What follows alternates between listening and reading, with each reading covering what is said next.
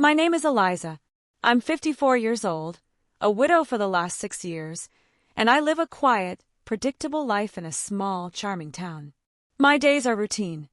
Mornings start with tea on my sunlit balcony, afternoons are spent managing the tiny bookshop I inherited from my husband, and evenings are often spent alone with a novel and a glass of wine. It's not a bad life, but it's a still one, like a lake where nothing stirs beneath the surface. That day began like any other. I had just finished organizing some new arrivals at the shop when I decided to treat myself to a visit to the cafe on Oak Street, my little escape on days that felt heavier than most. It's a cozy place with mismatched chairs, the scent of freshly baked pastries, and the kind of quiet hum that lets you feel like you're part of the world without having to interact with it. I ordered my usual, an Earl Grey and a slice of lemon cake, and found my favorite corner seat by the window. It was as I was savoring the first sip of tea that I saw him. He walked in, and I swear the air shifted. A young man, maybe in his late 20s or early 30s, with dark, unruly hair and a casual confidence that turned heads without effort. He wasn't conventionally handsome, but there was something about him, a magnetism that drew your attention and held it. I watched as he ordered at the counter, his voice low but warm, and then settled into a seat by the far window. He pulled out a notebook, of all things, and began writing, his pen moving fluidly across the pages. There was an energy about him, focused, alive, that I hadn't felt in anyone for years. And then it happened. He glanced up. For the briefest moment, his eyes met mine, and I felt a jolt, like a spark had leapt across the room. I quickly looked away, pretending to be absorbed in my cake, but my heart raced in a way I hadn't experienced since. I couldn't even remember when. I stayed longer than I intended, sipping my tea slowly, watching him from the corner of my eye. It wasn't just his looks or the way he carried himself. It was the way he seemed so present, so unguarded. It stirred something in me, something I thought had gone dormant long ago. When he finally left, I found myself standing too, almost instinctively. I followed him out, keeping my distance, my mind racing with questions I couldn't answer. Why was I doing this? What was I hoping to find? I didn't know. All I knew was that he had awakened something in me, a curiosity, a longing, and I couldn't let it go. For the first time in years, I felt alive, and I needed to understand why. The next morning, I woke up with a strange sense of anticipation, as though something important were about to happen. My routine felt different, charged with a nervous energy I couldn't shake. All I could think about was him, the way he carried himself, the spark in his eyes when they briefly met mine. I found myself drawn back to the cafe, almost as if on autopilot. I convinced myself I needed another quiet moment to relax, but deep down I knew the truth. I wanted to see him again. I wanted to understand why his presence had unsettled me in the most unexpected, exhilarating way. And there he was. The same seat, the same notebook, the same quiet focus that seemed to envelop him. This time, I sat a little closer, my book open in front of me but my attention firmly on him. He wrote with purpose, his brow furrowed, occasionally pausing to sip his coffee or gaze out the window. I wondered what he was writing. Poetry? A novel? Letters to someone he loved? My curiosity about his world grew with each passing minute. When he left, I followed him again, my heart pounding in my chest. I stayed far enough back to avoid suspicion, feeling both ridiculous and exhilarated. He walked to the park, a peaceful spot with winding paths and tall oaks. He sat on a bench and resumed writing, oblivious to the world around him. For 3 days I watched him. He followed a pattern as precise as my own, mornings at the cafe, afternoons at the park, evenings disappearing into the same modest apartment building on Ash Street. I felt like an interloper in his life, yet I couldn't stop myself. Each time I saw him, I noticed something new.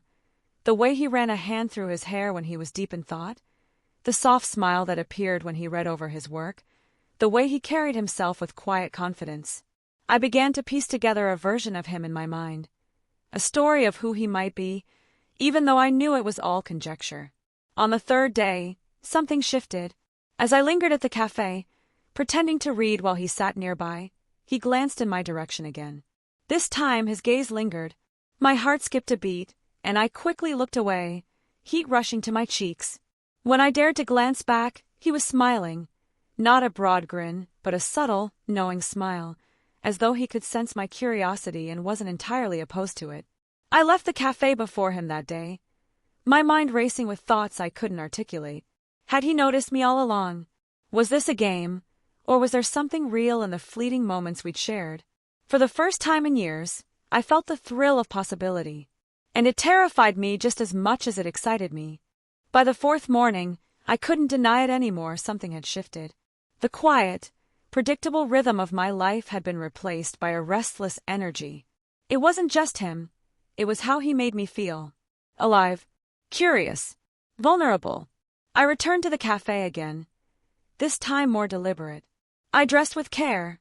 A soft blouse, my favorite scarf, a touch of lipstick I hadn't worn in years. I told myself it was silly, that he wouldn't notice. But somewhere deep inside I hoped he would. He arrived shortly after I did, his movements as unhurried as ever. As he walked past my table, I felt the faintest brush of his presence, an invisible thread pulling me closer. He took his usual seat, but this time, instead of opening his notebook, he paused. He looked at me. Not just a glance, but a steady, searching look. It lasted only a moment, but it felt like hours. I could feel the color rising in my cheeks, and I quickly looked down at my book, pretending to read.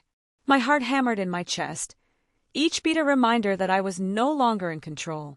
When I dared to look up again, he was writing, but his expression had softened. There was something different in the way he carried himself, as though he, too, had noticed the invisible thread between us. Later, at the park, I sat on a bench not far from his usual spot. I had become braver, emboldened by the silent exchanges we had shared. He seemed to notice my presence more keenly now, his gaze drifting toward me every so often, a flicker of recognition in his eyes. At one point, a light breeze carried the pages of his notebook, scattering them across the grass. Instinctively, I stood to help, gathering a few loose sheets before handing them back to him. Our hands brushed, just for an instant, and I felt an electric jolt that took my breath away.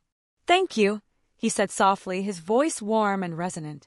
"You're welcome," I replied, barely able to steady my own voice. For a moment, we just stood there, the world around us fading into the background. His eyes held mine, and I felt a connection I couldn't explain. It wasn't just attraction. It was something deeper, something that made me feel seen in a way I hadn't felt in years. As he sat back down, I returned to my bench, my mind racing with questions and possibilities. That day felt different, like the beginning of something neither of us fully understood, but both seemed willing to explore. The signs were there now, his glances, his lingering smiles, the way his presence seemed to resonate with my own. It felt fateful, as though the universe was weaving our lives together in ways I could neither predict nor resist. For the first time in years, I allowed myself to hope. The following day, I woke with a knot of nerves twisting in my stomach. The memory of our brief exchange haunted me, playing on a loop in my mind.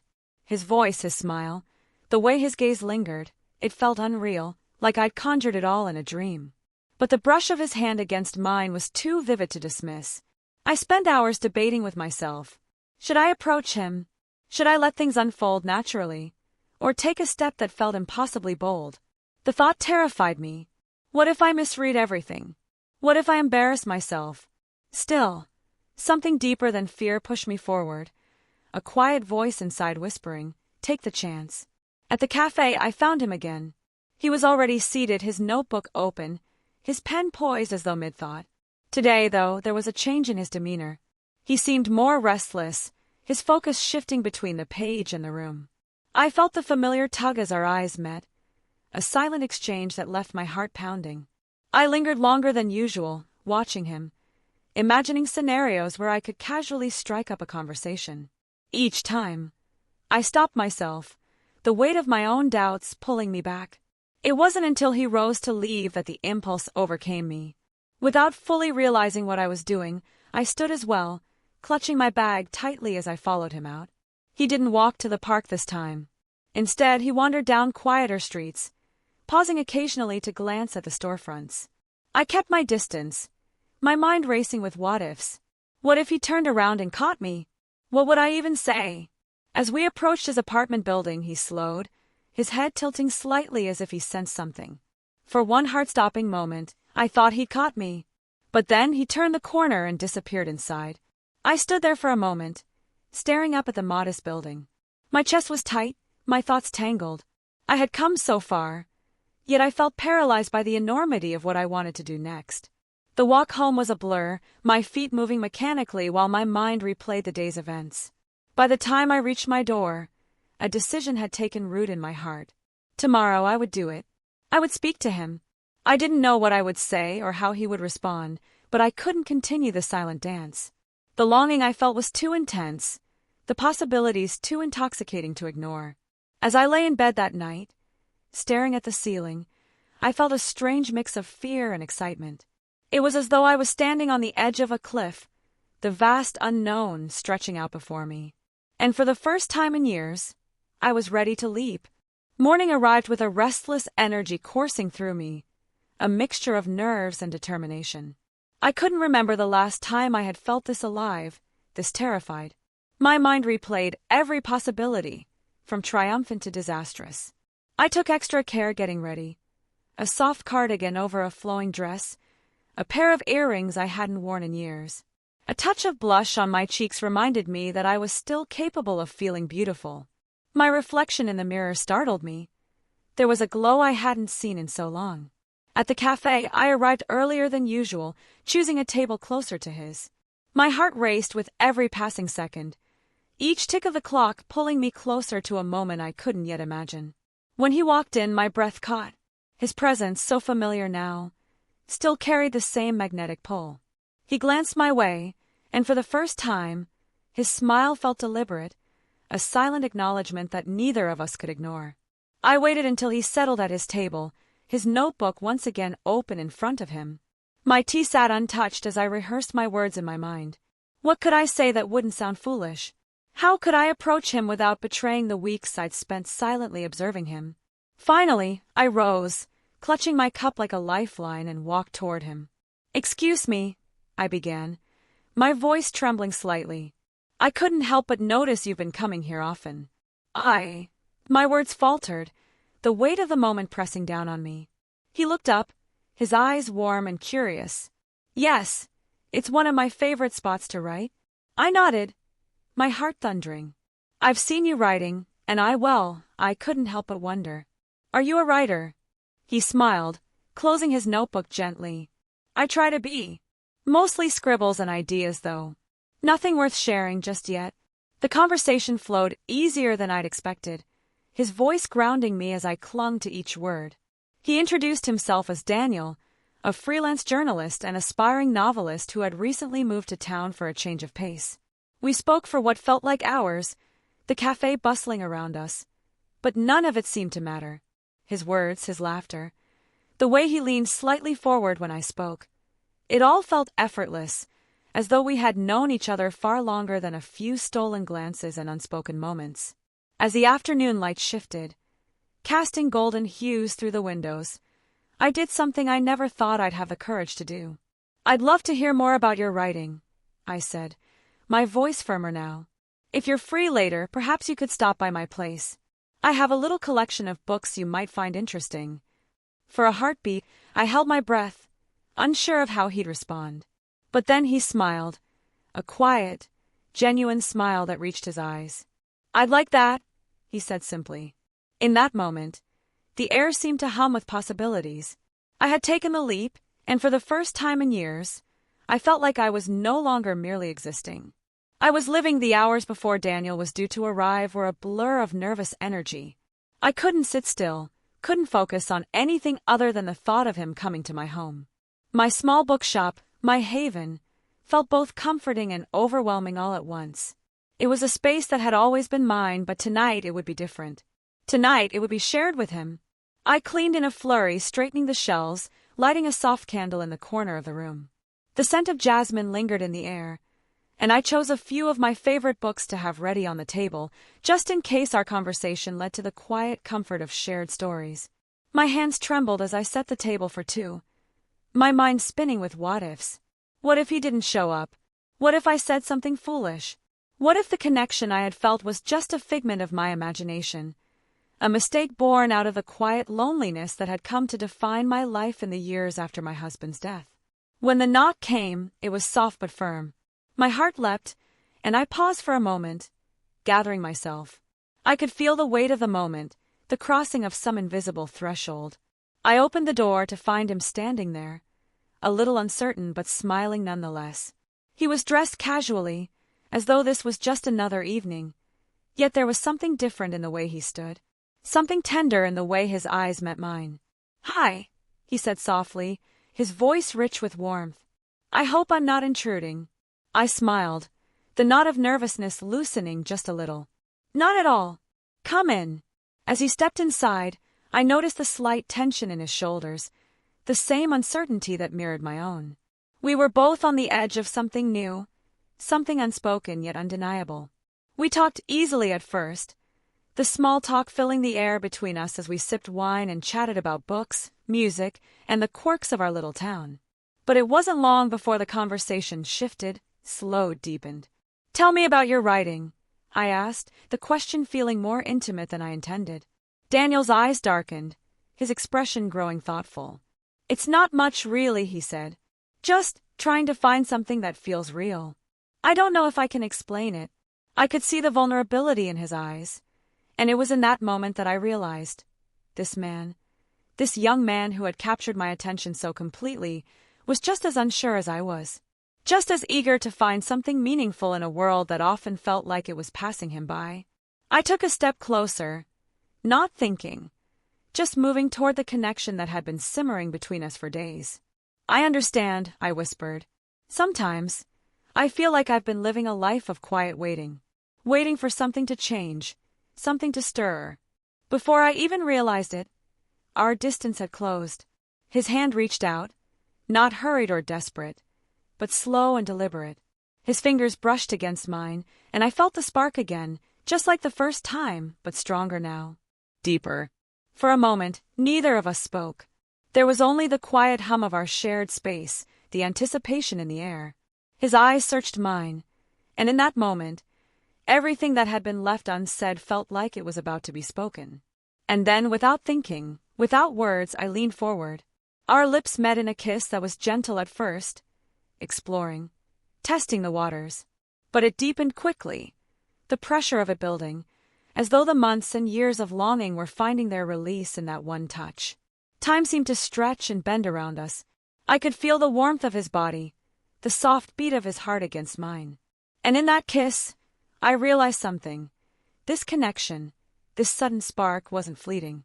It was the beginning of something real, something that would change both of us. As we pulled apart, breathless, I couldn't help but smile.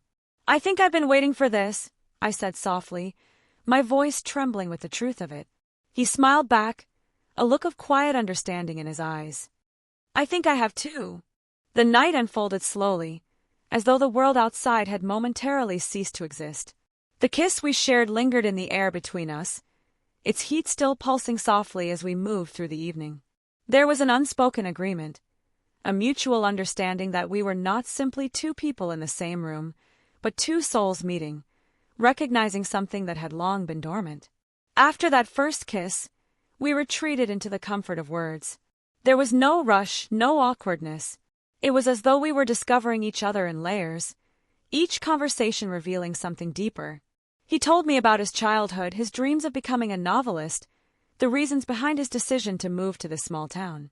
He was seeking peace, a break from the whirlwind of a life that had been both exciting and exhausting.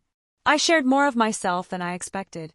I spoke about the years I had spent in quiet reflection, the long solitude that had become my companion since my husband's death, the loneliness I had embraced out of necessity, the way time had begun to blur together, until he arrived, this young man, with his energy and purpose, who made me feel seen in a way I hadn't realized I missed. The connection between us felt so real, so pure. There was no judgment, no expectations. Just two people allowing themselves to be vulnerable, to be human. The clock ticked on unnoticed, until the room was bathed in the soft glow of the dimming streetlights outside. When Daniel stood to leave, I felt a pang of reluctance, an ache that I wasn't sure how to soothe. He hesitated by the door, looking at me with that same quiet intensity. He stopped, clearly unsure of what he wanted to say. I don't want this to end. My heart skipped a beat, and without thinking, I moved toward him, reaching for his hand. It doesn't have to, I whispered. His fingers gently closed around mine, and I knew then that something had irrevocably changed. The pull between us was undeniable, like a force of nature, something neither of us could deny. I don't know where this is going, he said softly, but I don't want to let go of this, not now. I smiled, a tear slipping down my cheek, not from sadness, but from the realization that this was real, this was happening. The beginning of something extraordinary, something that defied the constraints of age, of time. I kissed him again, this time with the certainty that I wasn't just yearning for something fleeting. I was yearning for connection, for something that could sustain us both. As the kiss deepened, I pulled him closer, my hand sliding over the fabric of his shirt, my heart racing not from desire alone, but from the recognition of a future I hadn't even allowed myself to imagine. A future where age and circumstance had no say in the choices I made, where the only thing that mattered was the intensity of the bond we shared. When we finally broke apart, we were both breathless, our faces inches apart. The space between us felt electric, charged with everything we had just shared, everything we had just acknowledged. I think we're both a little scared, he whispered, his voice tender. I nodded, my forehead resting against his. But that doesn't mean it's not worth it. His lips brushed against mine one last time, and with a quiet smile he left, his footsteps echoing softly in the hallway. As I stood there, watching him disappear into the night, I felt a profound sense of peace wash over me. I had stepped into the unknown, and in doing so, I had found something I hadn't even realized I was searching for, a love that would redefine everything. The days that followed felt surreal. I woke each morning with a quiet anticipation, my thoughts swirling around the memory of his kiss, his touch, his voice. Daniel had become a part of my life in a way I hadn't expected, and with every passing moment, I realized how deeply I had connected to him. We saw each other every day after that night, exploring the quiet corners of our town, sharing meals, reading together, and sometimes simply sitting in silence. It was as though time had stopped, and nothing else mattered except the space we occupied together. But in those peaceful moments, I couldn't help but reflect on the significance of it all. I was older, and I knew that love like this wasn't meant to be easy. There were whispers in the back of my mind, the doubts, the voices of society that told me this wasn't right, that the gap between our years was too wide to bridge. But as I looked at him, as I saw the way he looked at me, I realized that none of that mattered. Love wasn't defined by age or appearance or circumstance. It was defined by the connection we shared, the way we made each other feel seen, heard, and valued. It was the way his eyes lit up when he talked about his dreams, the way my heart swelled when he held my hand. In his presence, I felt young again, full of possibility. The years that had once seemed like a weight on my shoulders now felt like a map, each line and crease telling a story of who I had been and who I was becoming. With him, I wasn't just a woman looking back at the years I had lived.